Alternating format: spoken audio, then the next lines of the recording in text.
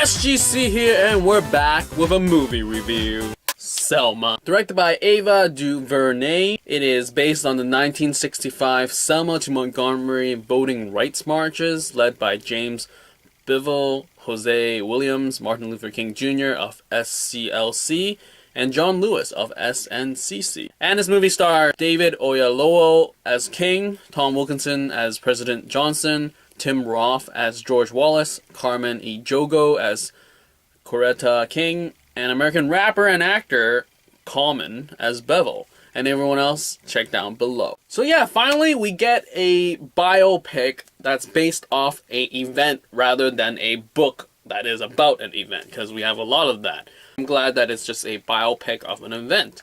And what's the event? Well, like I said, it's this whole votes march that's led by King.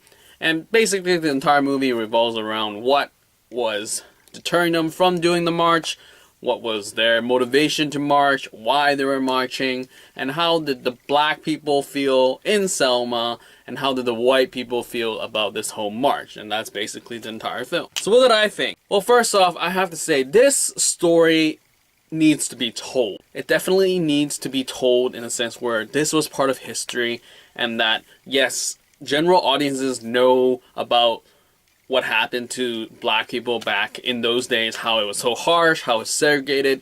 But to have a film just isolated into this specific march and the stuff that's behind it is totally worthwhile, and it needed to be created. This movie is definitely a great addition to the genre of history and the whole racial segregation, racism thing genre in entertainment. That, you know, part of history, now that we can visualize how harsh it was, it makes it a little bit more real for people in present day. Now, as I said, it is a story that needs to be told, but that doesn't mean I'm saying that this was great. This movie had a lot of potential, it had a lot of characters, and a lot of issues. It spans a lot of people in terms of different perspectives, different motivations. So it was a movie jam-packed with a lot of ideas. And I felt that there was too much. Like, I feel that there was just no focus in the film. Is it really about Martin Luther King Jr.?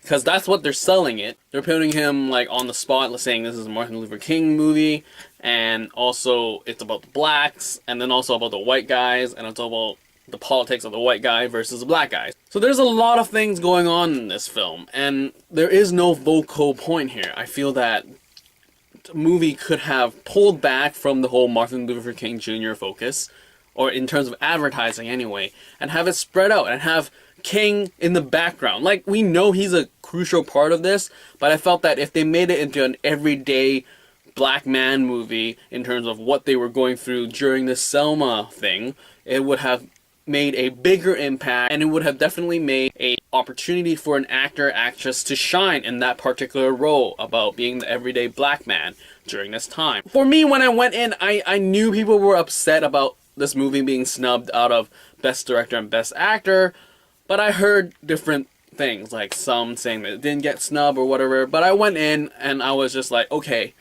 I'm gonna expect that people say that it deserves a Best Director and Best Actor. So I was more crucial in seeing how it was filmed and how did David portray King Jr. And I would have to say the cinematography here is pretty boring. In terms of setting up the scenes, there's a lot of just pan shots of just one person talking to another. It'll be just one shot of the person, like, there you go, and then, okay, now it's your turn, so there we go. It's really boring. Like, cinematography-wise, it's a boring film. There's nothing really happening, nothing to be making it dynamic in terms of the conversations. Because this is a conversation-driven movie, then it makes it flat. Because if you don't make the conversations really intriguing, not even in terms of delivery, but the way it's shot, like, make it more dynamic, make it more authentic and realistic, as in it's an organic thing, it doesn't do that. And now in terms of delivery itself, I had expectations of David regardless of the Oscar snub or not. As in, he's playing a guy who rallies so many people for a cause, and he's really important. Like, Martin Luther King Jr. is a great speaker, definitely, and totally did not blast me away. Sure, maybe using blasphemy away is a total crazy expectation, but it didn't even impress me. I just felt like, yeah, okay, what's happening here? And the reason being, I feel that it's that King doesn't really come in with an atmosphere of where he really delivers. I did not feel like, oh, when he's on screen, I'm like, yes, I'm listening to this guy, definitely. And when he's off screen, I'm just like, where is he? I want him back. There was never that feeling, because there's so much going on.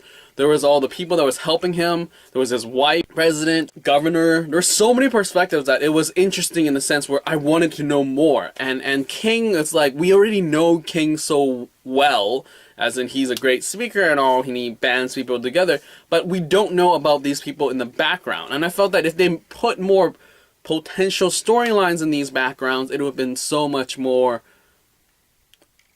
satisfying, as in it delivered in terms of something that we didn't expect, that it dwelled on something that was much more important than this individual. Because really, this isn't about an individual, because it's a black community, and they need to really, share this thing, as in, like, they are finally getting their voting rights, and it's like them banding together. Yes, Luther King was a key vocal point in bringing them together, but it's like a thing that everyone was feeling. So there's a lot of emotions and perspectives throughout this film that I just felt wasn't tapped into whatsoever. And it's disappointing in the sense where it feels like they could have gone into those directions, as in they set up those storylines, but they don't go anywhere with them. And I feel that was the weak part of this film, as in, don't set it up if you're not gonna, like, commit to them and, like, expand them. And it's, like I said, there's so many people in this film that it was just too much. And it just felt like everything was flat.